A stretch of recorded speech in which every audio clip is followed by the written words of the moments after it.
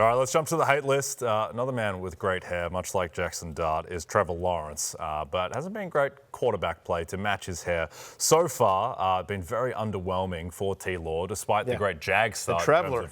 Record, and now he gets a Kansas City defense that is improving. Not the dominant unit it was a couple years ago, but still a tough matchup for Trevor. Yeah, over the last 3 games, they've allowed only 1 passing touchdown, the Kansas City Chiefs. He just doesn't look good. If you've won so far this week with this year with Trevor Lawrence as your quarterback, you're doing it despite him, not because of him as well. He's not running the way we thought he would. Career low 8 rushing yards per game. He's also not getting into crazy throw mode because, candidly, the Jaguars' defense is a lot better than we thought. Travis Hunter, it's been in and out. Brian Thomas Jr. obviously seems to have the yips for some reason. They're just, their best receiver right now is Brenton Strange, their tight end. Like, what is going on? Even in a week with 4 teams on a bye, I have Trevor Lawrence as barely a top 20 play. He's my QB 19. The over-under is 46.5 in this game. I think I'd take the under here. Yep. I agree. Trevor Lawrence, the Traveler, makes the hate list in week number 5. Yep.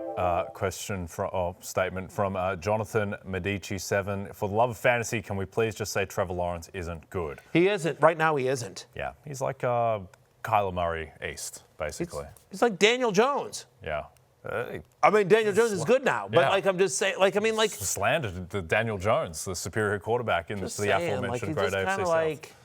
He's just, He's just a guy at this point. It's 4 weeks in a new system. Maybe it'll get better, but I'm not counting on it at this point. A guy who has been great this year, but I'm adding to the hate list this week because of the matchup, is the Bake Show, Baker Mayfield, friend of the show, who is doing everything that he can. But I think now the injuries have just reached critical mass for the Bucs. They're missing a big chunk of their offensive line. They're missing Mike Evans. Chris Godwin's still getting ramped up. Emeka Egbuka's banged up.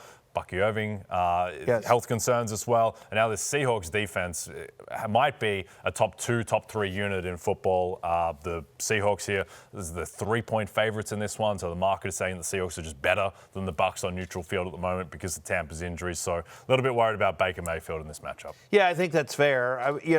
We like the rushing of Baker, but Seattle's legit, right? Yeah. They're a top 2 scoring defense in the NFL, and it's 44.5 over under here. I think Baker ultimately be fine, but just hard to see him having one of those big kind of games that Baker always has. I understand the hate list is always about. It's not that they're not startable. It's just lowering or. Love lists are people that exceed expectations. Hate lists are people that we think fall short of expectations. Our expectations for Baker are very high. Yep. We think he falls short this week. I like the call. Feels like a kind of 2-touchdown, 2-interception type game for Baker. Hey, it's Matthew Berry from NBCSports.com and Rotoworld.com, and I want to thank you so much for watching whatever it is you just watched, or if nothing else, being too lazy to click out of the autoplay after this video started, after whatever it is you actually wanted to watch finished. But now that you're here, I'd like to take a moment here to ask you respectfully now, okay? I'm asking you respectfully to subscribe to the NFL on NBC YouTube channel.